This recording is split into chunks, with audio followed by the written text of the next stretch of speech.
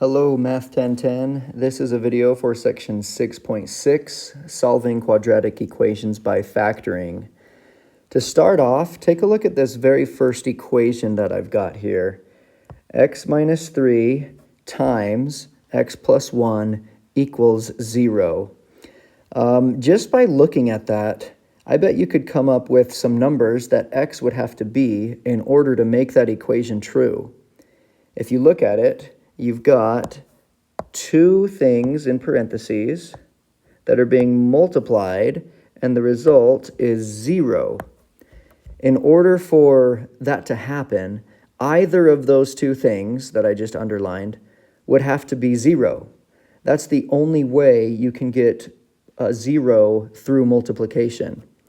So if you think about it, x minus 3, something minus 3 to be 0 would have to be 3. 3 minus 3 is 0, and then that would make the entire left side of the equation 0. Or something plus 1 equaling 0, that would be negative 1. Negative 1 plus 1 would turn that to 0, and so the whole left side would become 0 as well. So that is called the zero factor property, and it's pretty unique. It's pretty nice. We're not used to that a lot, but hopefully you've seen that in some previous classes. We're going to be working with that today. Let's take a look at the problems in practice A. So it says solve the equations, and if you look at those, we have the same setup. We've got one factor being multiplied by another factor, and the result is 0.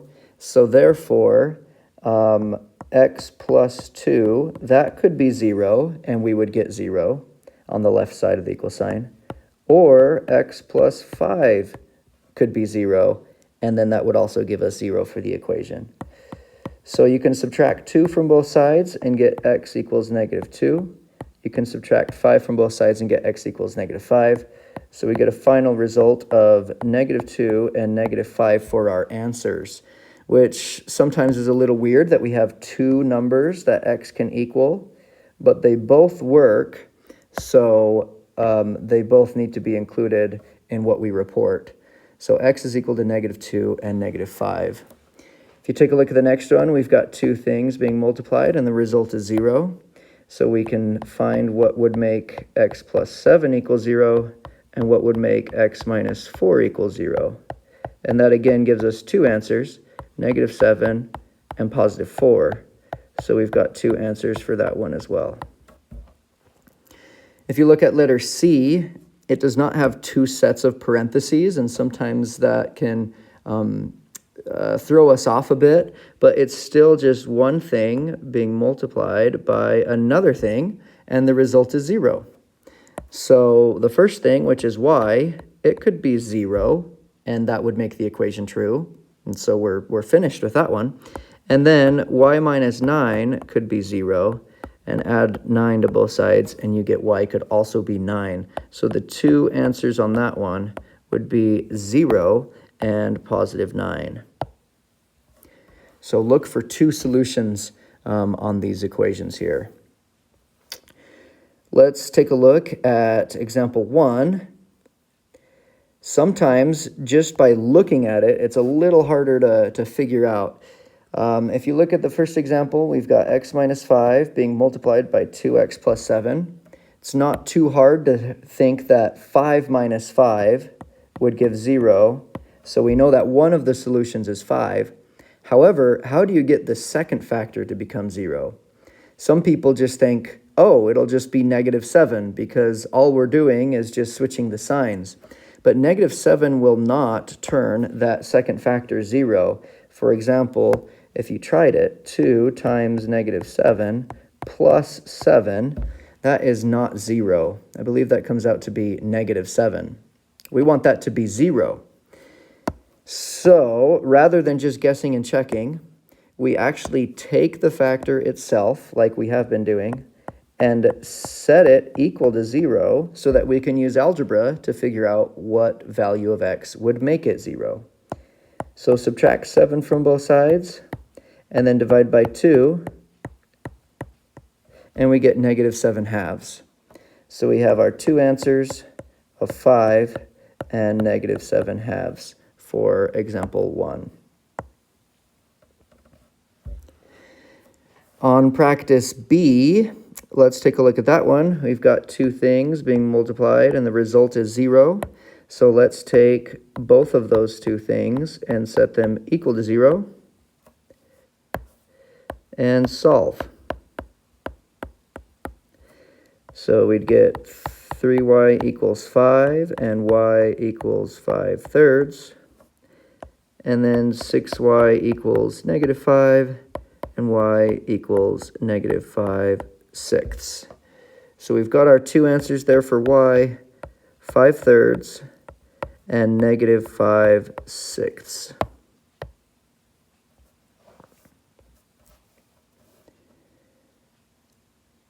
Let's go ahead and check out example 2 and practice C.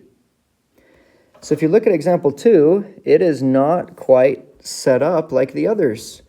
It does not have two things being multiplied by each other and the result is 0.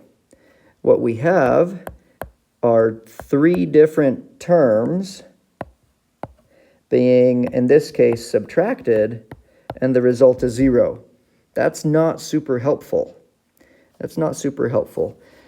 But we can turn it into two things being multiplied with the result being equal to 0 by factoring. So let's go ahead and factor the left side of the equal sign. So two sets of parentheses, and the right side of the equal sign is 0. So we know we have x here and x here. Factors of negative 14 that add up to negative 5, negative 7, positive 2. So now we can use the 0 factor property. Now we have two things that are being multiplied and the result is 0. So we know that x being 7 would make the first factor 0, and x being negative 2 would make the second factor 0. So either of those would work. Let's take a look at practice C. Again, it's not quite in the setup we want, so let's factor it. This one has a GCF. The GCF is x.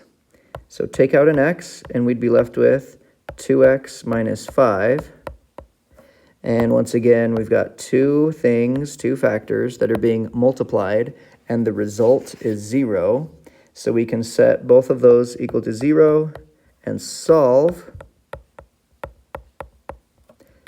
And we would get two answers of 0 and 5 halves. Let's take a look at the next two. Example 3. If you notice this one, we also do not have the setup that we want yet. But we can't factor yet because the reason why the setup has been working on the previous problems is because we had two things being multiplied by each other and the result was 0. That 0 is really important. And we don't have 0 on one side of the equal sign. However, we can use algebra to get 0 on one side of the equal sign. Let's go ahead and add 49 to both sides. If we add 49 to both sides, I'll write it in standard form. 4x squared minus 28x plus 49 is equal to 0. That is key there.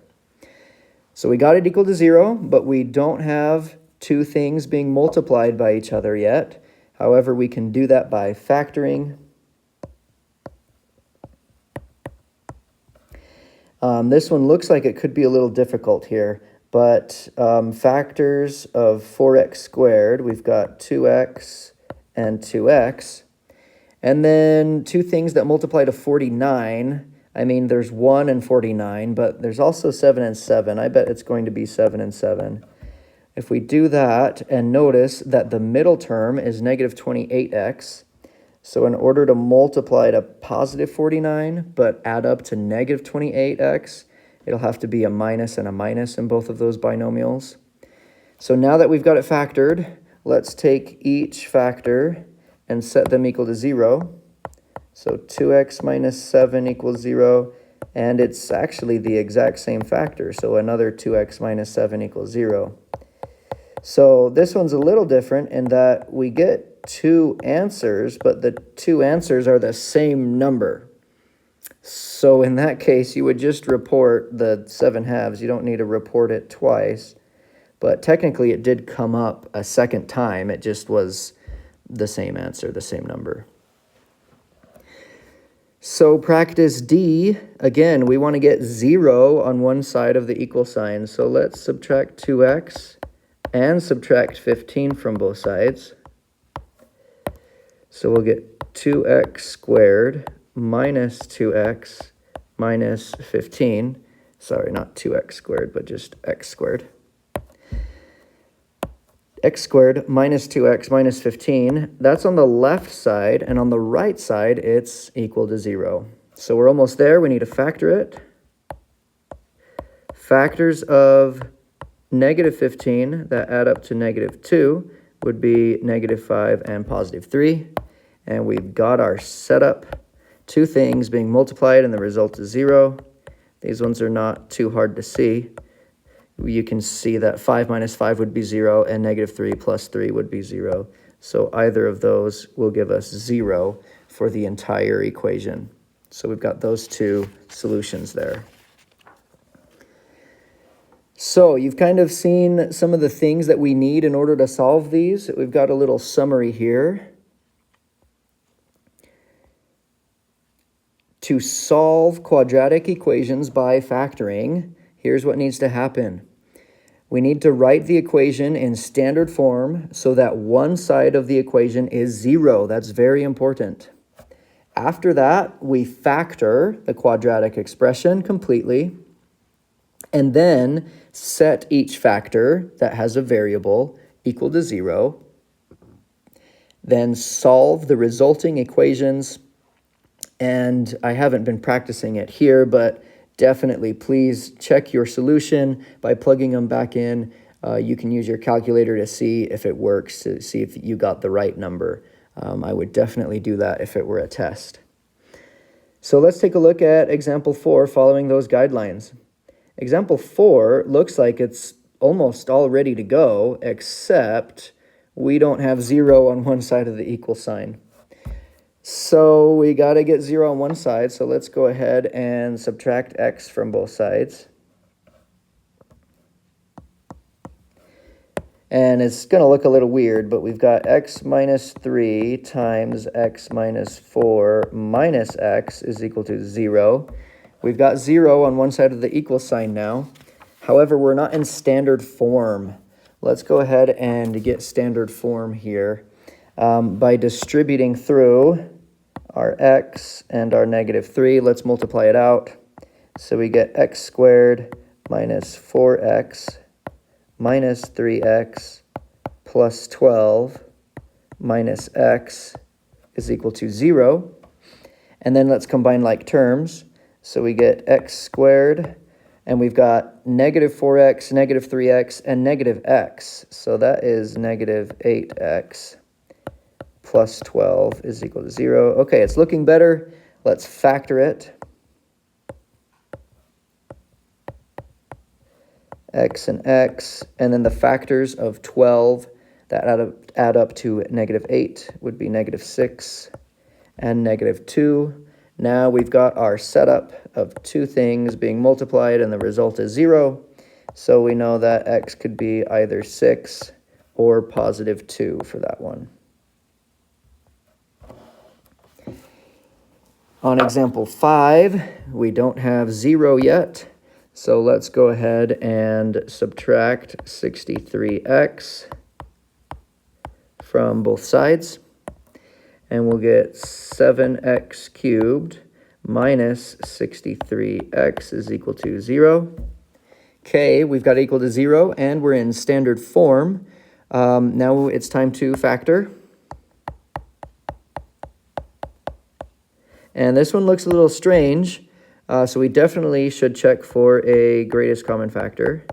And there is one. Greatest common factor is 7x. So if I take out 7x, I would be left with x squared minus 9 is equal to 0.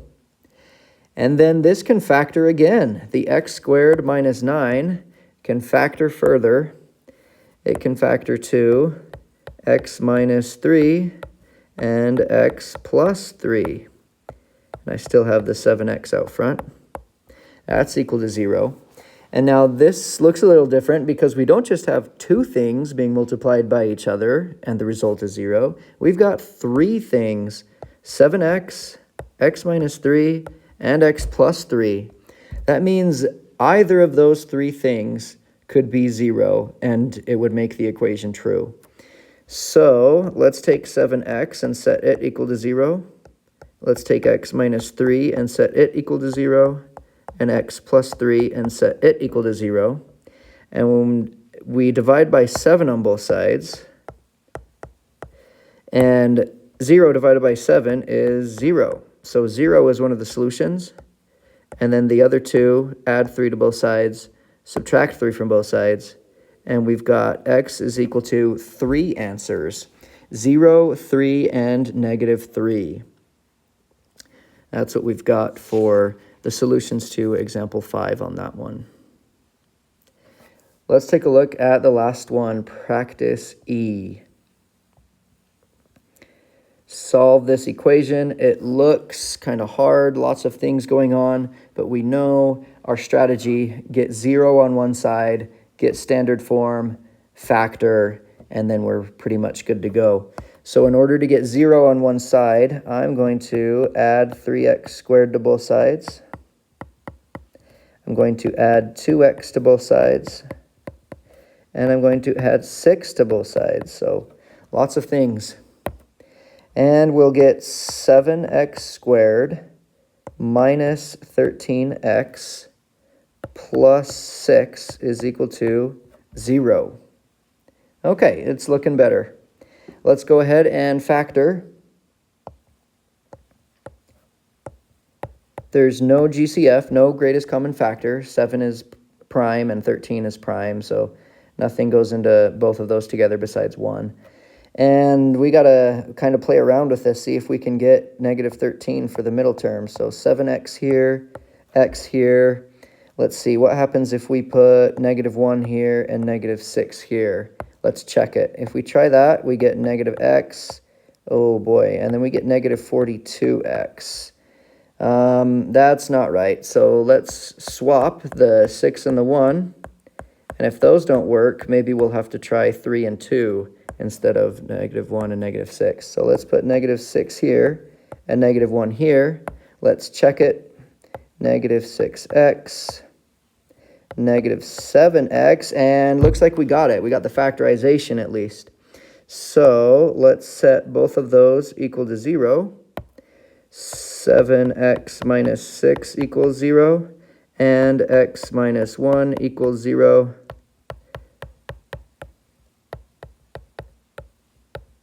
We get 6/7 and 1. So those are our two solutions, 6/7 and 1 for practice E.